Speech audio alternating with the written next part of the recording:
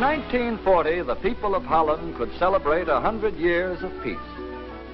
Germany had promised to respect the neutrality of a country famous for her canals, her tulips, her clean cities, and her peace-loving people. This nation of 9 million had produced 9 Nobel Prize winners.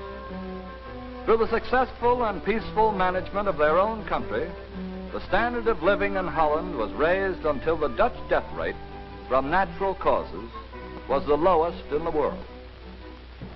On the morning of May 10, 1940, the Germans broke their treaties and the Dutch began to die from unnatural causes.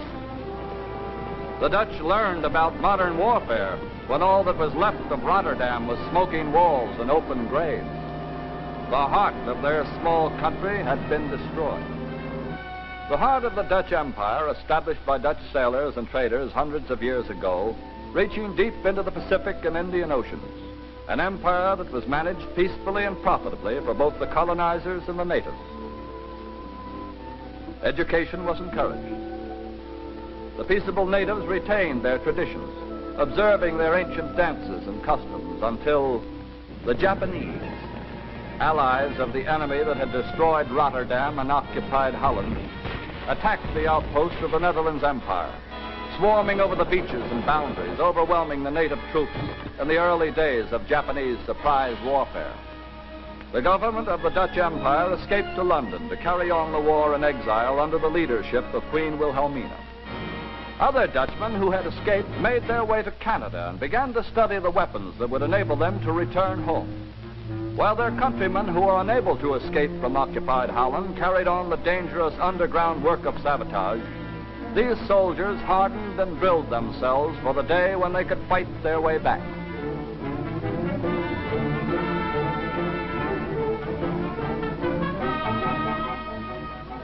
And in the United States, at an airfield in Mississippi, Dutch flyers from all over the world train in P-40s to avenge the crime of Holland.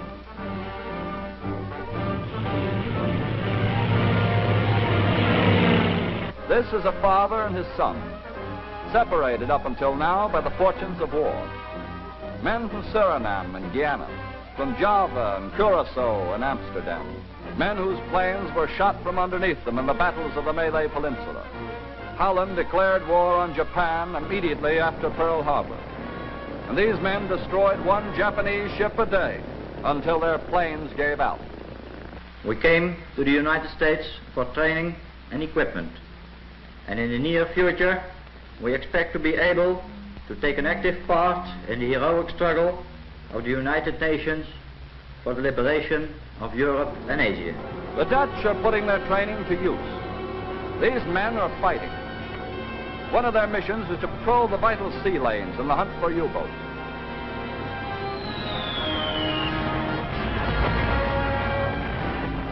Seafaring Dutchmen, the descendants of sailors who once ruled the seas of the world, patrol the coastal waters of the colonies.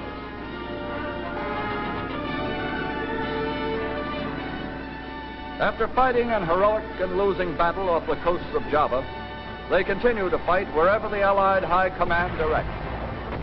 Dutch anti-aircraft guns are bringing down a mounting toll of German planes.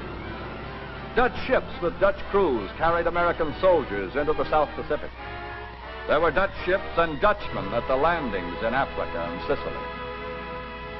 And at the training camps in the United States, they continue to observe the customs of their homes. You take off your shoes to eat a rice taffel. Eating this dish takes skill and practice. And the ceremony reminds these Javanese flyers of their homes in Japanese-occupied Java. The ceremonial dances are the same, but the place is a Mississippi recreation hall and not an island in the east.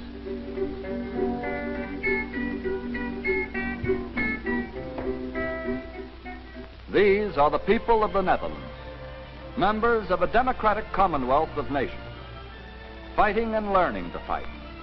A peaceable people whose only road home lies across a battlefield.